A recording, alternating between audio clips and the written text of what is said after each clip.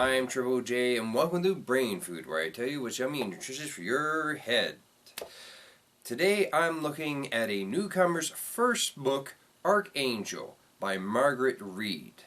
And this book takes place in the distant future, wherein humanity has completely wasted any chance of Earth supporting any kind of life, and has taken to various other planets and space stations in order to survive. It's on the planet of Ubasti that our story takes place, wherein single mother and xenobiologist Vashti becomes embroiled in a political scandal to declare the planet's independence. This situation is made all the more dire when her best friend Moira reveals that she has a beast. No, not Hank McCoy. I'm talking about a member of a genetically engineered superhuman race made to fight humanity's war for them. However, because they have all sense of independent self erased from them to the point where the one that we get to know cannot physically say the word I, they became really rather violent. Also, one of them skewered her lover to the ground and raped him until he died. Vashti was there to see this. Vashti has not gotten over it. This is made all the more complicated because while the beasts were created to fight humanity's wars for them, humanity has also been slowly, genetically re-engineering the aggression out of themselves. This has created a whole other class of people known simply as the Unenhanced, and if Vashti's treatment is any indication, they are subject to a greater degree of scrutiny. The world of Ubasti, at least the parts that are colonized, are unique in that we have many different people of color of different faiths living together in solidarity and peace. There's mentions of Hinduism, Buddhism, and Islam. In fact, the majority of the people living on the planet are people of color, and those that come from off-worlds, from the space stations, are white. It made for a refreshing change of pace to see religion and these different peoples of color living and doing quite well for themselves on an alien planet. However, with the construction of this world setting, I found myself a bit overwhelmed at times. Margaret's writing style is that of a more hard sci-fi approach, so there's no super science for humanity to use when tackling the problems of colonizing a new alien world. As such, there are many details, for example, how food is grown, about the various duties that everyone on this colony has to partake in order to make it work. When you combine this with the subplots of Vashti dealing with her trauma, dealing with the beast, as well as the larger plot of Ubasti's independence, it can be a bit of an overload.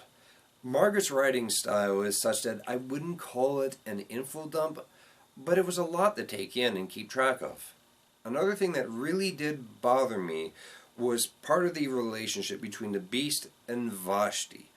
On the one hand, we have Vashti dealing with her anger and the hurt and the pain from her trauma of seeing her lover, skewered to the ground and raped until he died, combined with the beast trying to establish his own humanity in the face of her hurt and anger.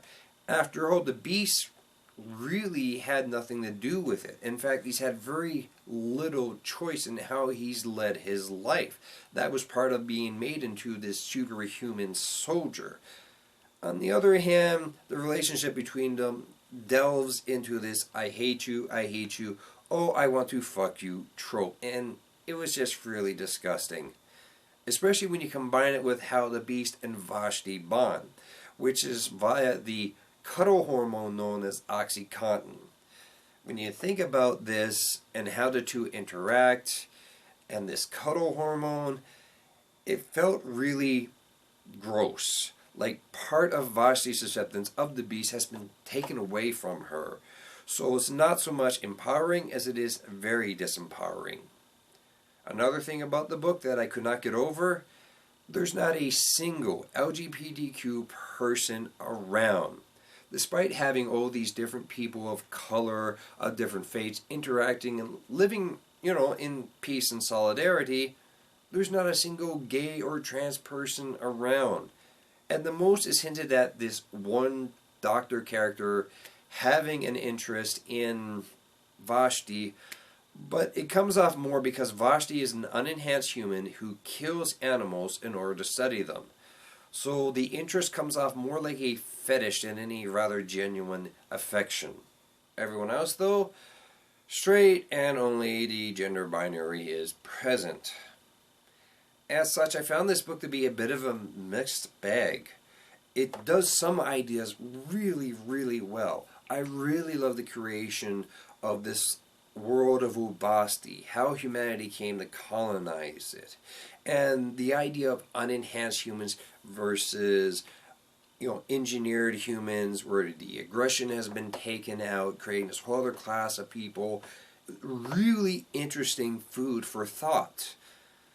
On the other hand, as I just discussed, it really lacks in diversity in other ways, and part of it becomes very disempowering, I feel, for Vashti. So it ends with Vashti declaring Ubasti's independence at a tribunal, and I'm not really sure if I'm going to be picking up the next book. Buy it or not. I'm Triple J. That's all I got left to say. Take care.